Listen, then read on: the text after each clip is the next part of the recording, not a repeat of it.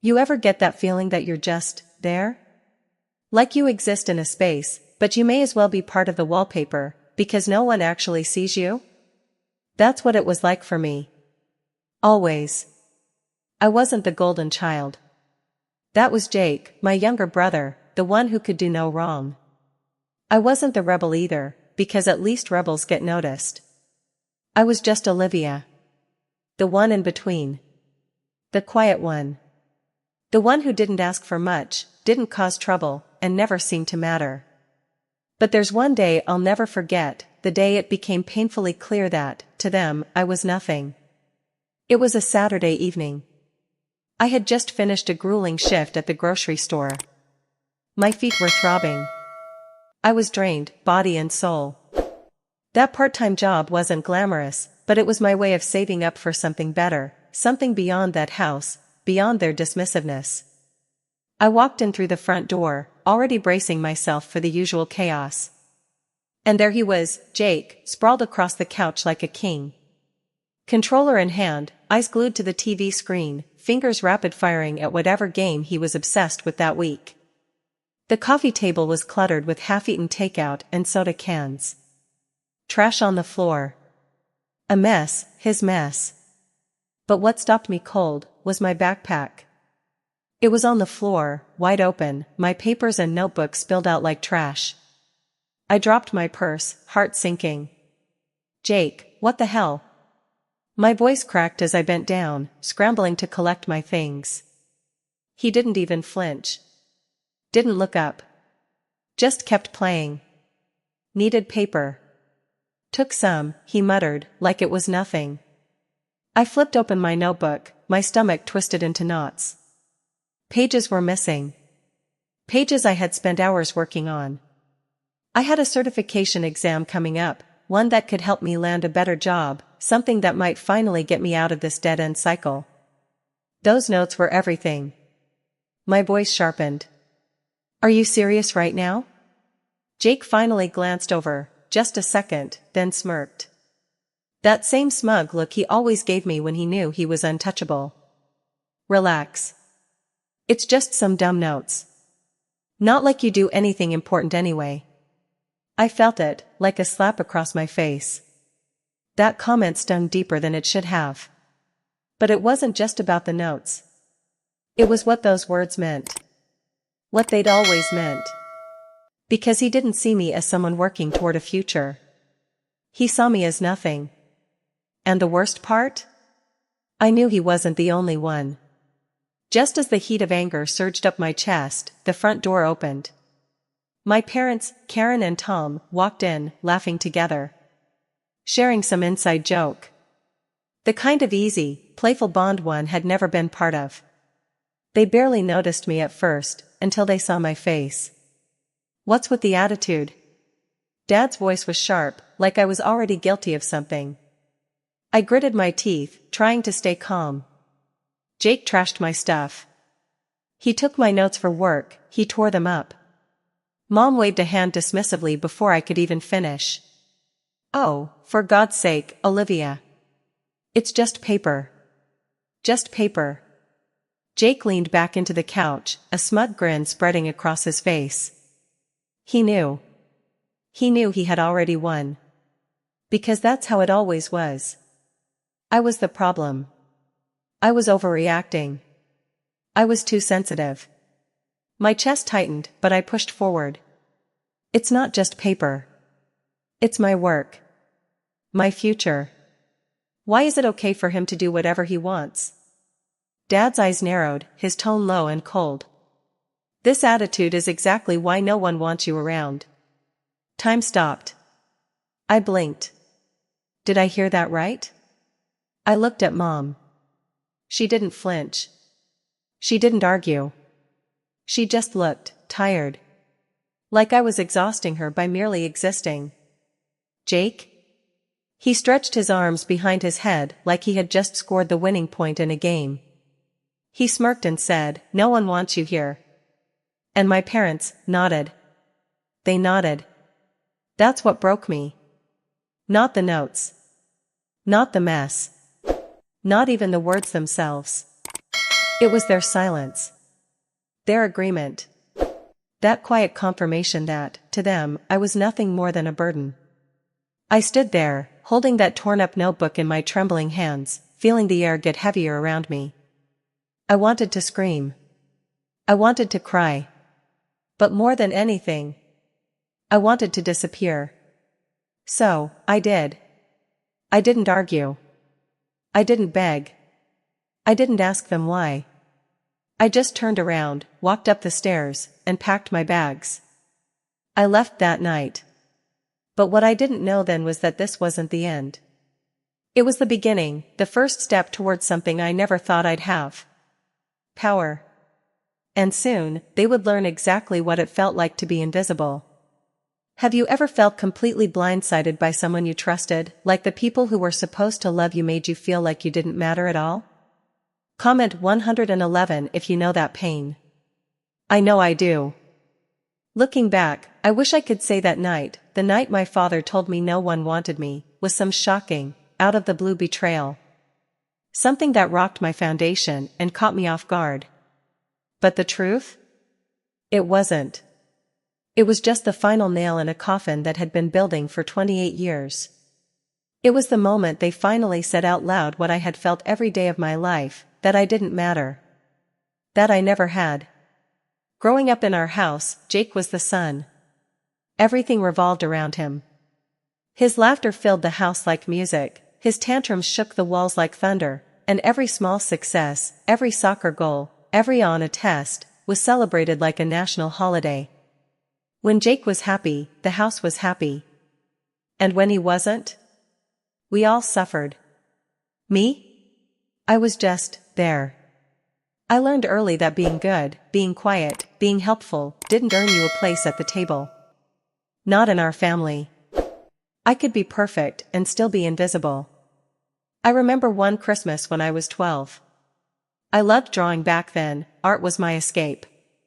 I would sketch for hours in my room, creating entire worlds on paper, because the one I lived in didn't feel like mine. That year, I asked for an art set, nothing expensive, just a simple sketchbook and some pencils. I imagined the excitement of opening it, the feeling of my parents actually hearing me, seeing me. But when I unwrapped my gift, it was a sweater. Gray. Plain. Practical. Something I needed, not something I wanted. Jake got a dirt bike. I smiled through it, because that's what I was supposed to do, be grateful. But I cried that night. Quietly. Alone. That's how it always was. If Jake wanted something, he got it. If I wanted something, I got a lecture on how money didn't grow on trees. The worst part was that I believed it was my fault. That I just wasn't enough. I thought maybe if I worked harder, stayed out of trouble, got perfect grades, they'd finally see me. So I became the good kid. The responsible one. I helped my mom with dinner while Jake watched TV. I tutored Jake when he fell behind in math, even though he called me a loser under his breath the entire time. I cleaned up after his messes, because if I didn't, my mom would just do it, and she was tired. Always tired. I picked up the slack. Over and over. And no one noticed. But I kept doing it. Because what was the alternative? Stop trying and accept that I was nothing to them? There were small moments, tiny things, that should have told me everything I needed to know. Like the time I stayed home sick from school, and my mom forgot I was there. She left to run errands and never checked on me. I lay in bed with a fever, listening to the house creak in the silence, realizing that if I vanished, no one would notice until dinner. Or the time my dad picked Jake up from practice and forgot I needed a ride home from the library. It was pouring rain. I waited outside for over an hour before walking home, drenched and shivering. When I got there, they were eating dinner. Jake was laughing at something on TV. My dad looked up and said, "Oh, I thought you had a ride." I was 13. But I forgave them. Every time. Because they were my family. And family meant loyalty. Family meant giving people the benefit of the doubt. I clung to that idea so tightly it became part of me, like armor, or maybe a chain. I gave, and they took and took. And I let them. Because I loved them. That's what people don't understand about being the forgotten child. It's not just neglect. It's the way you start convincing yourself that maybe, just maybe, if you give a little more, they'll finally see you. Maybe if you cover Jake's shift when he blows off his part-time job, they'll appreciate you. Maybe if you lend him the last of your savings so he can buy new sneakers, he'll finally say thank you and mean it. But he never did. Jake was never cruel, not in the way you might expect. He didn't hit me. He didn't scream. His weapon was indifference, smug, effortless indifference. I was a tool to him, something he could use when he needed homework done or money for gas. He knew he was the favorite. He knew he had power. And he wielded it with a smirk. The problem was, I let him. I let all of them treat me that way. Because I thought that was what love looked like. I thought if I kept giving, eventually I'd earn a place beside them, instead of behind them. Even as an adult, I carried that mindset. When I was 24 and moved back home after losing my first real job, I thought it would be different. I thought maybe we could start fresh. I was older. Maybe they'd respect me more. Maybe we could be closer. But nothing changed. Jake still came and went as he pleased, treating the house like his personal kingdom.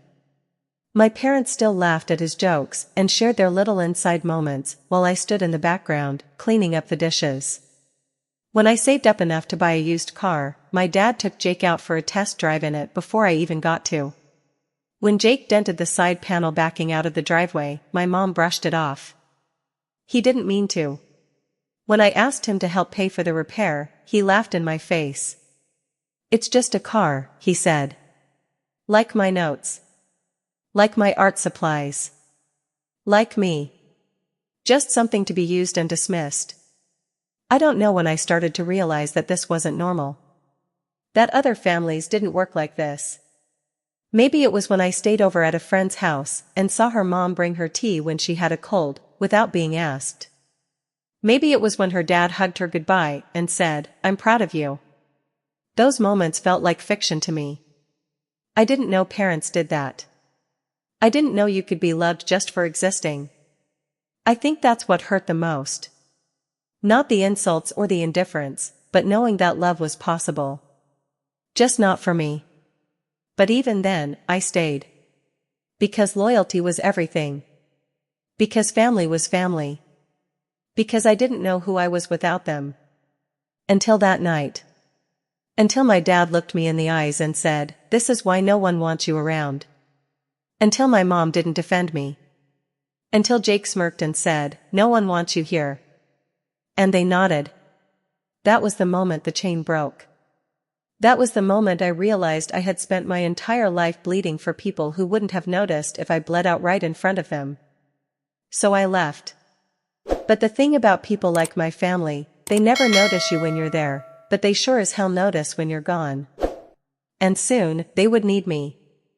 Desperately. Have you ever given everything you had to someone, only to realize they never valued you in the first place? Comment 222 below if you know that heartbreak. Because I know it too well. When I left that night, I didn't slam the door. I didn't shout or cry. I didn't give them the satisfaction of seeing me break. I was numb, so much so that I barely felt my legs as I climbed the stairs to my room. I packed quickly, stuffing what I could into a worn-out duffel bag I'd had since high school. Clothes, toiletries, my laptop, whatever I could fit. I stared at the walls, those same pale blue walls I had grown up with. They had seen me through every disappointment, every whispered insult, every time I buried my hurt under a forced smile. That room had been my hiding place, my refuge. But not anymore. I was done hiding. As I zipped up the bag, I heard them downstairs. The low murmur of voices. My dad's gruff tone. My mom's exasperated sigh. Jake's laugh, sharp, cocky. Like he had won. Like he had finally driven me out for good. I took one last look around. There was no dramatic goodbye, no tearful farewell. I walked down those stairs with my head held high, passing by the living room where the three of them sat, like a family. My family. Except, I wasn't part of it. Not really. My dad barely looked up. My mom glanced at me, but said nothing. And Jake? He smirked. That same smirk that had haunted me my whole life. I stepped outside into the night, the cool air biting at my skin, but it felt better than anything I had felt inside that house. I didn't have a plan. I didn't know where I was going. But I knew I couldn't stay. I called my friend, Danielle. She picked up on the first ring. Hey, can I crash at your place tonight? She didn't ask why. She didn't need details. She just said, of course. Come over. I'll leave the door unlocked. It was more warmth in those few words than I had gotten from my family in years. When I arrived, she didn't press me for answers. She took one look at me, my red eyes, my forced smile, and handed me a blanket. She made me tea, sat with me on the couch, and didn't say a word until I was ready. I broke down that night. Quietly. Tears running down my face as I whispered everything, how they had made me feel like I didn't belong, how they had dismissed me like I was nothing.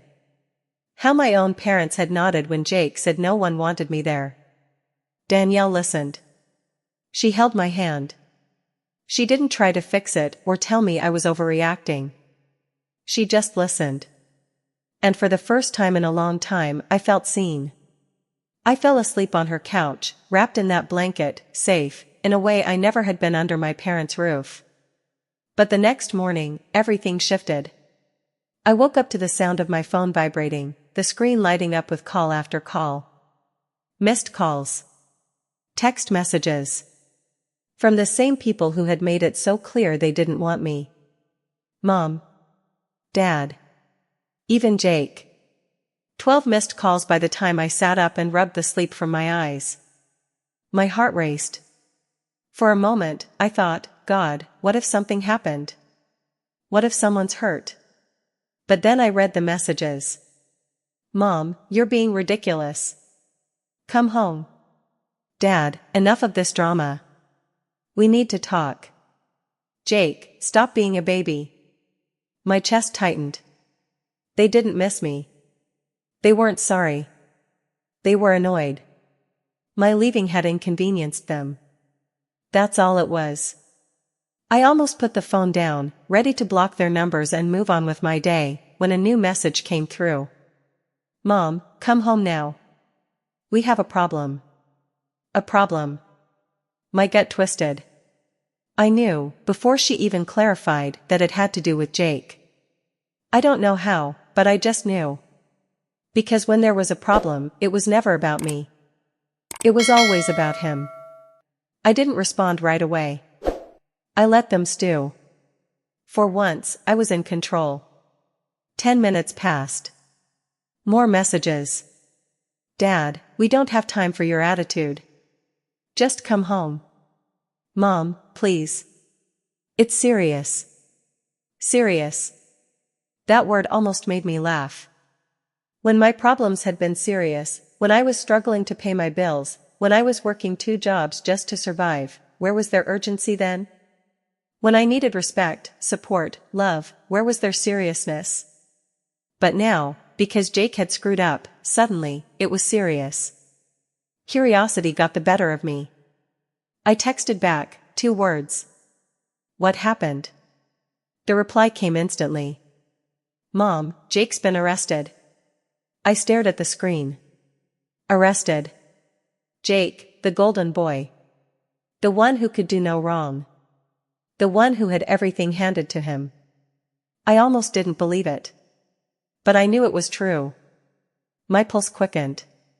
Not out of worry, but out of something darker. Something cold. For the first time in my life, they needed me. The power shifted in that moment. I felt it. After years of being the afterthought, the one they leaned on but never valued, they were desperate. And it was because their perfect son, the one they chose over me time and time again, had fallen. I took my time getting dressed. I made coffee. I sat with Danielle and filled her in. She raised an eyebrow when I told her. "So, what are you gonna do?" she asked. I smiled, small, but real. "I'm gonna let them wait." I let hours pass before I drove to the house. When I pulled up, I saw my dad pacing the porch, phone in hand. Mom sat on the steps, her head in her hands. They looked broken. There was no laughter. No inside jokes. Just panic. For once, they were on the other side of things. I got out slowly.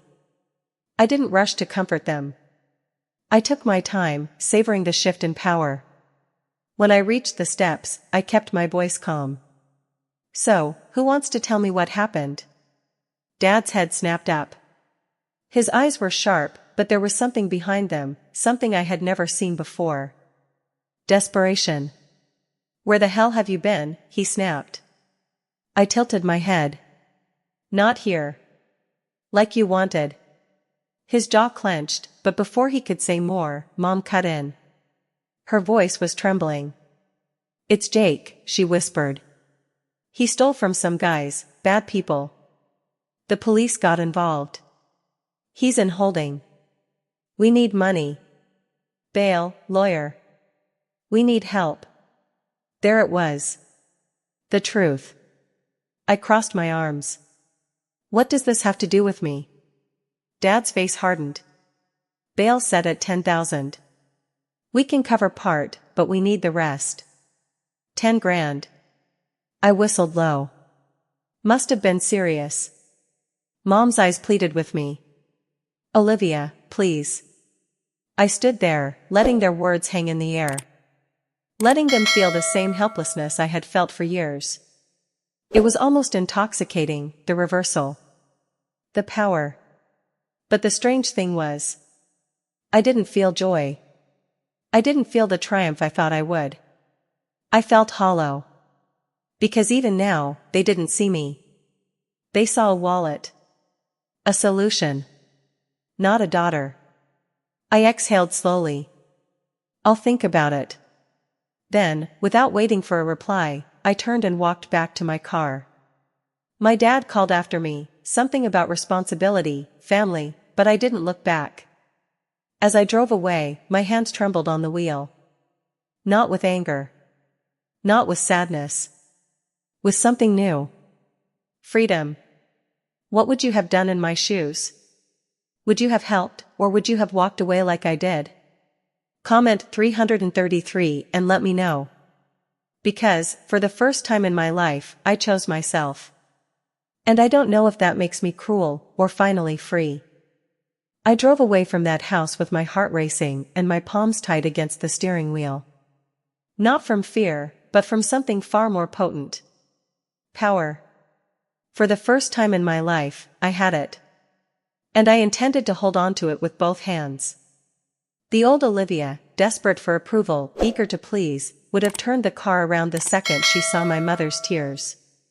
She would have handed over whatever savings she had, hoping this would finally be the moment they'd see her as part of the family. She would have fixed everything for them. Like always. But that Olivia was gone. I was done being their afterthought. Their backup plan. Their safety net. So, I let them sweat. That night, I muted the family group chat. I didn't block them, I wanted to see their desperation unfold, but I turned off notifications. I wanted silence. I wanted control. And for the first time, I had it. I sat on Danielle's couch, legs tucked under me, sipping tea as we watched a dumb reality show. But my mind wasn't on the screen. I was thinking about my father's face, tight with anger, but tinged with something new. Vulnerability. He needed me, and he hated it.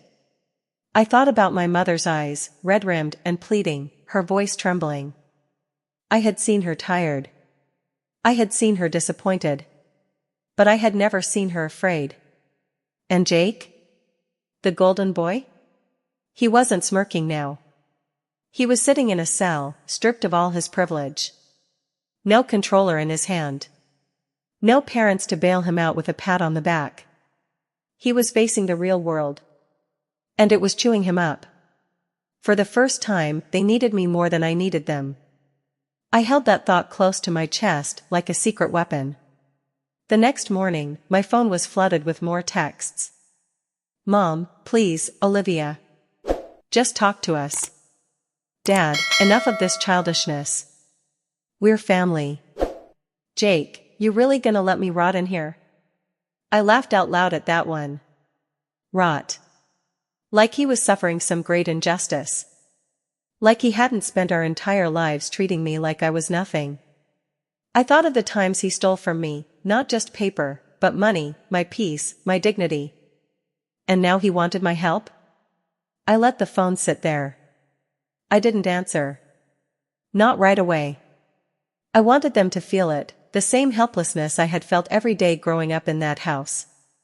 The same powerlessness when my notes were torn, my car was dented, my achievements ignored. I wanted them to know what it was like to wait for someone who didn't come through for you. For once, I wasn't rushing to fix their mess. I was making them wait. It felt good. I went about my day.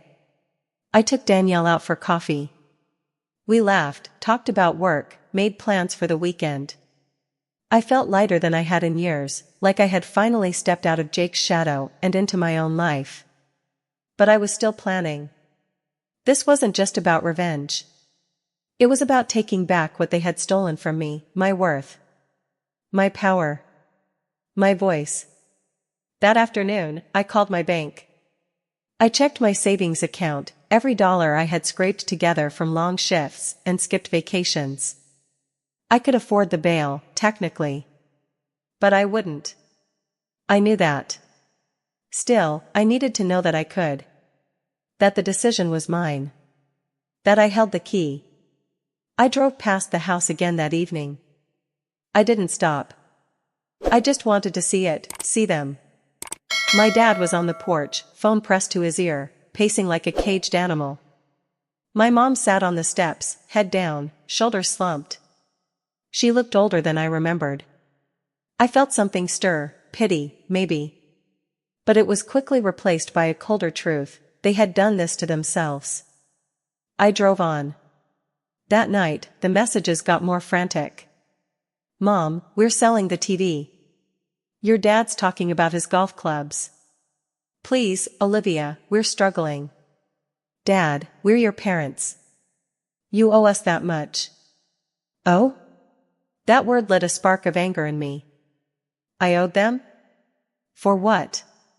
For being treated like I was less than? For every year I was overlooked while Jake was handed the world? I owed them nothing. Still, I said nothing. The next day, my phone rang. My dad. I let it ring out. A minute later, another text. Dad, you're being selfish. Selfish. That word echoed in my chest. They had called me that so many times before, when I dared to ask for help, when I wanted something for myself. But this time, it didn't sting. This time, it made me smile. Because this wasn't selfishness. This was self-respect. By the third day, they cracked. Mom, we'll pay you back. We promise. Please, Olivia. We need you. That's when I knew I had them. It wasn't about the money anymore. It was about control. About watching the scales finally tip in my favor. I thought about caving, about helping, just to be the bigger person. But then I remembered that night. My dad's words. Jake's smirk. My mother's silence. I remembered what it felt like to be told I wasn't wanted. And suddenly, helping them wasn't an option. But I wanted something from them. Not money. Not gratitude. I wanted them to say it. To admit what they had done. So I sent my reply. I'll think about it. But I need something first. The responses came within seconds.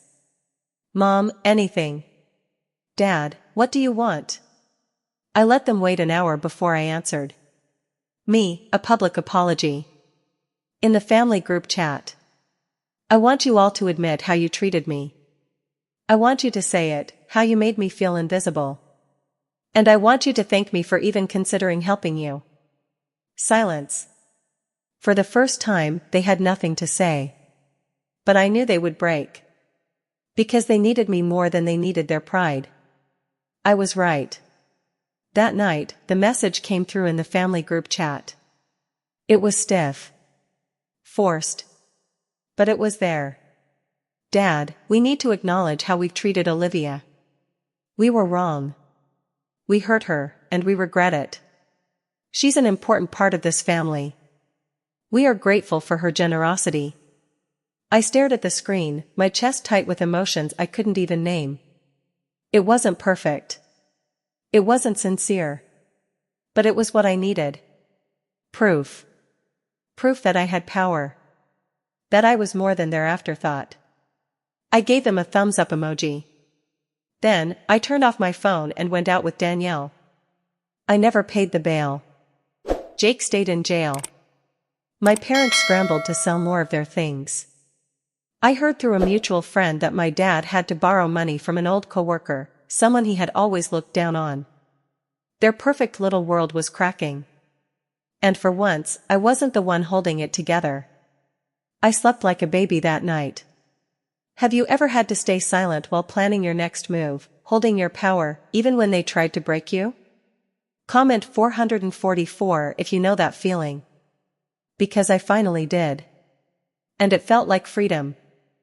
I drove back to the house with a sense of finality humming beneath my skin.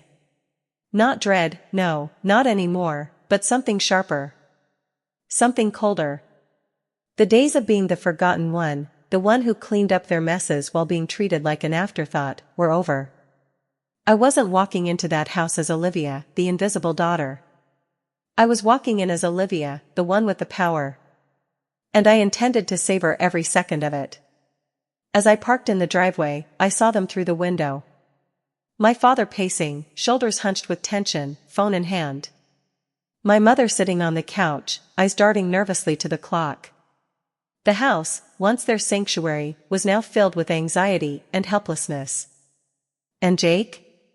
Well, Jake was still sitting in a jail cell, stripped of his golden boy armor. I wondered if he'd had his smirk knocked off his face yet. I stepped out of the car, taking my time walking up to the door. For once, I wasn't the one rushing to please. I wasn't desperate for their approval. They were desperate for me. My mother opened the door before I could knock, her face pale, her eyes red-rimmed. Olivia, thank God, she breathed. Her hand twitched as if she wanted to pull me into a hug, but she hesitated. She knew. Things had changed. I stepped inside, cool and composed, taking in the scene. My father leaned against the wall, arms crossed, but there was no anger in his posture, just frustration and exhaustion. He was a man who had built his world around control, and now it was crumbling in his hands. He hated that I was the one holding the glue. We need you, my mother said again, her voice thinner this time. I let the words hang in the air. I wanted her to feel it, the weight of needing someone you once dismissed as insignificant. 10 grand, huh? I said, pretending to be thoughtful. That's rough. My father's jaw twitched. He hated that I was dragging this out. I tilted my head slightly. But, not my problem. The words sliced through the room like a blade. My mother's face crumpled, her hope draining away in real time. My father straightened, his frustration bubbling to the surface. But he's your brother, my mother whispered, her voice breaking. I met her gaze, my tone sharp and unwavering. No. He's your son. And you made it very clear, I was never part of this family. My father's face twisted into anger. You think you're proving a point? You think this is funny? I stepped forward, close enough to see the veins bulging in his neck. No, I said, my voice steady, calm. I think I'm finally free. Silence. Thick and suffocating. For once, they had nothing to say. I turned and walked out, my heart pounding, but my spine straighter than it had ever been. Each step away from that house felt like breaking a chain that had been wrapped around me since childhood. I got into my car, gripping the wheel. My hands trembled, not from fear, but from the adrenaline of reclaiming what had been stolen from me for years. My dignity. My voice. My power. As I drove away, I half expected to feel regret. Guilt, maybe. But there was none. Only relief. But my revenge wasn't over. When I got back to Danielle's, I kicked off my shoes and collapsed onto the couch. I laughed, really laughed, for the first time in what felt like years. It wasn't bitter or angry. It was pure, exhilarating freedom.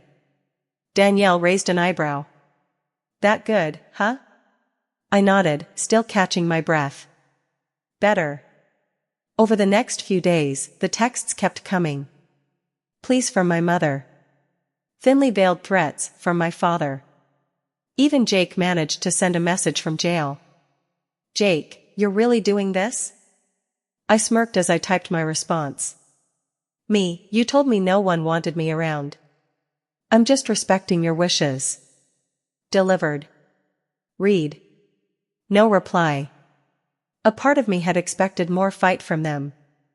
More anger. But they were tired. They were losing. Without me, their safety net was gone. They were selling things off, first the TV, then my father's precious golf clubs. I heard from a mutual friend that my dad had asked to borrow money from a guy he used to belittle. The humiliation must have burned. And I was thriving. I didn't bail Jake out. I didn't pay a dime. And when my mother sent yet another text, desperate and broken, I decided to twist the knife one last time. Me, I'll help. But I want something first. She responded instantly. Mom, anything. I grinned, feeling the weight of every dismissive comment, every ignored plea from my past. I wanted them to feel what it was like to need someone so badly it made you choke on your pride. Me, I want a public apology. In the family group chat. From all of you.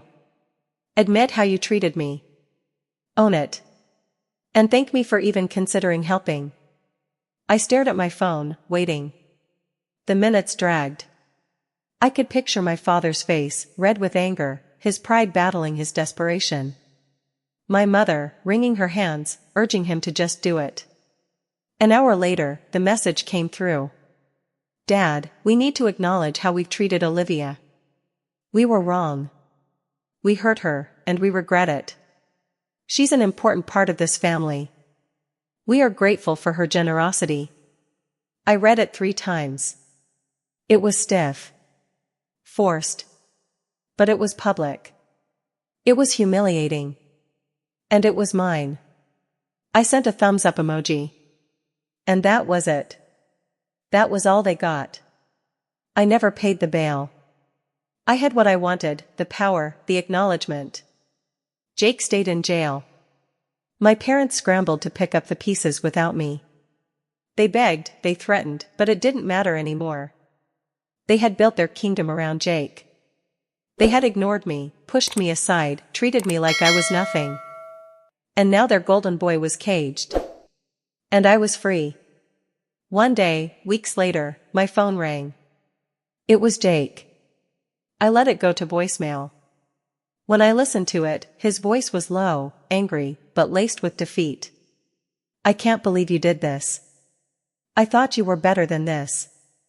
I laughed. Out loud. Right there in my apartment. Better than this? No, Jake. I was finally exactly who I needed to be. I deleted the voicemail. Blocked the number. And went out to dinner with Danielle. I ordered dessert, because I deserved it. Do you think they got what they deserved? Would you have done the same? Comment 555 if you felt that justice was served. Because for the first time I finally felt like I had won. And I didn't need their approval to know it. When I finally blocked their numbers, the entire family, every last one of them. I expected it to feel final, like slamming a door shut and locking it forever. But it didn't. Not at first. The silence was loud, and part of me kept reaching for my phone, out of habit, expecting another desperate message from my mother or some pathetic attempt from my father to guilt me. But nothing came. It was over. Jake stayed in jail longer than they ever thought possible. I never paid a cent. I never intended to. And they sold what they had to scrape together what they needed. The TV, the golf clubs, even some of my mother's jewelry. The life they had carefully built around Jake, the perfect son, the golden boy, crumbled brick by brick. And I didn't lift a finger to stop it. For once, I wasn't their safety net. I wasn't the afterthought sweeping up their mess. I was free. But what people don't talk about is what freedom really feels like when you've never had it before. It wasn't just relief. It was terrifying. I had spent my whole life anchoring myself to them, hoping that if I was good enough, quiet enough, useful enough, they would see me. When I cut that rope, I drifted into the unknown. No more begging for scraps of affection. No more exhausting myself to earn a sliver of approval. Just me. I thought I would feel triumphant every day, like I had won. And some days, I did. There were moments when I sat on Danielle's couch with a greasy burger and laughed so hard I cried. Moments when I opened my bank app and realized, for the first time, I didn't have to worry about someone borrowing my money. There were small victories, like buying a ridiculous floral comforter because I loved it, knowing no one would make a snide comment about it. Or coming home after a long day and realizing I could just sit in silence, and no one would demand anything from me. I was living on my own terms. But there were nights, especially in the beginning, when the grief hit me in ways I wasn't prepared for. Grief for the family I never had. Grief for the years I spent trying to prove myself to people who were never going to love me the way I needed. Grief for the little girl who just wanted her dad to pick her up from the library on time, or her mom to remember she was homesick. Sometimes, I would scroll through that group chat, rereading the apology message they were forced to send. It was cold, formal, nothing like the heartfelt acknowledgement I had longed for. But I kept it. Like a scar. Proof that I hadn't imagined it all, that the neglect, the hurt, the dismissal, was real. I didn't need their validation anymore, but having it in black and white was a reminder that I hadn't made it all up in my head. It happened. And I survived it. I started building a new life, slowly, tentatively. Danielle, bless her, was more than a friend. She was my anchor when I felt like I was drifting too far. She listened without judgment, celebrated every little step forward I took. When I found a better job, a full-time position with benefits, she took me out for drinks. When I signed the lease on my own small apartment, she helped me pick out cheap but cute furniture. That apartment became mine in every sense. I decorated it exactly how I wanted, bright colors, plants everywhere, a ridiculous amount of throw pillows. It was mine, a space where no one would tear up my notes or tell me I was being dramatic. I discovered things about myself I never knew. Without the constant noise of their expectations, I realized I loved painting again. I hadn't touched a brush since I was a teenager, but one day, I bought a canvas and some acrylics on a whim. I stayed up until 2 a.m. that night, painting until my hands were covered in color. It wasn't perfect, but it was mine. Hanging it on the wall felt like reclaiming a piece of myself that they had buried years ago. I made new friends, people who didn't know me as Olivia, Jake's sister, or Tom and Karen's daughter. People who knew me as just Olivia. Who invited me out because they liked me, not because they needed a favor.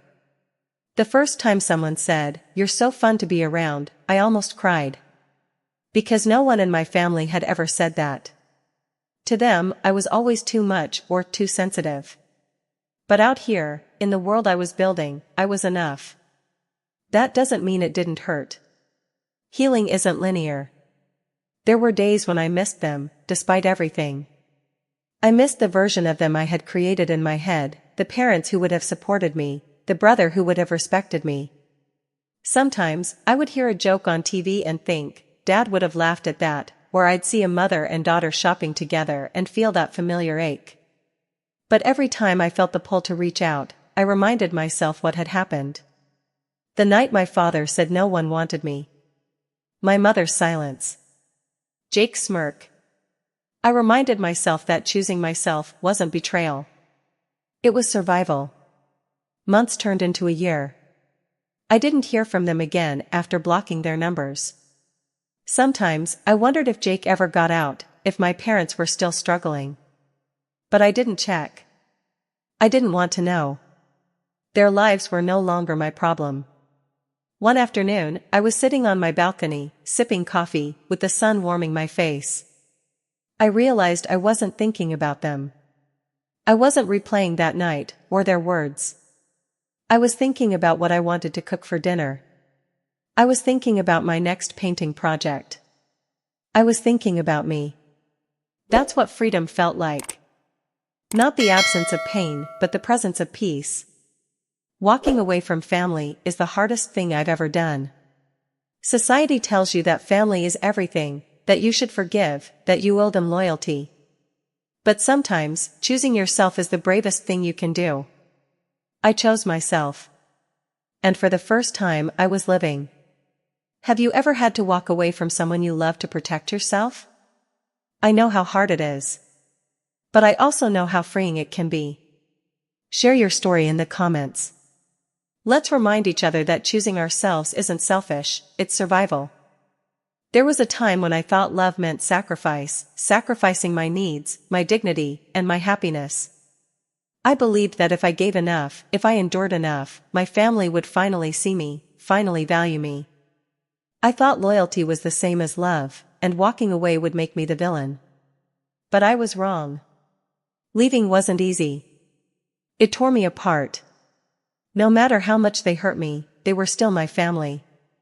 The people who raised me, who I had desperately tried to please my entire life. But I had to face a truth that shattered everything I thought I knew. Loving someone doesn't mean you should lose yourself.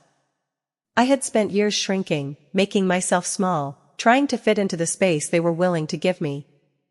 I thought that was what being a good daughter, a good sister, looked like. But the harder I tried, the less I mattered to them. I realized that I was giving them all my power, my worth, hoping they would hand it back to me in the form of acceptance. They never did. What finally set me free was the moment I understood that their love had never been real love. Real love doesn't require you to prove yourself. It doesn't ask you to disappear so someone else can shine. Real love sees you. It values you, just as you are. When I chose to walk away, I wasn't betraying them. I was saving myself. Choosing myself was not an act of cruelty. It was an act of survival. I thought leaving would make me feel weak, like I was giving up. But walking away was the bravest thing I've ever done. It was the first time I stood up and said, I am enough. Not because they finally saw my worth, but because I did. Reclaiming my power didn't happen overnight. There were days when I questioned everything. When I missed them, despite everything they had done. When I wondered if I was being too harsh, too cold. But every time I thought about going back, I remembered what it felt like to be invisible in my own home. I remembered the way they dismissed me, the way they only called when they needed something. And I remembered that I deserved better. So, if you are in a situation like mine, if you feel unseen, unheard, or like you have to fight every day just to be noticed, hear me when I say this, you don't have to earn anyone's love. You don't have to beg for respect. You are worthy. You are enough. And sometimes, the strongest thing you can do, the most loving thing you can do for yourself, is to walk away. Leaving doesn't mean you failed. It means you chose yourself. And that is survival. Have you ever had to fight to reclaim your power? Have you had to walk away from someone you loved in order to protect your peace? I want to hear your story. Share it in the comments below, because your experience matters. Your voice deserves to be heard. And if this story spoke to you, if it made you feel seen, please like this video.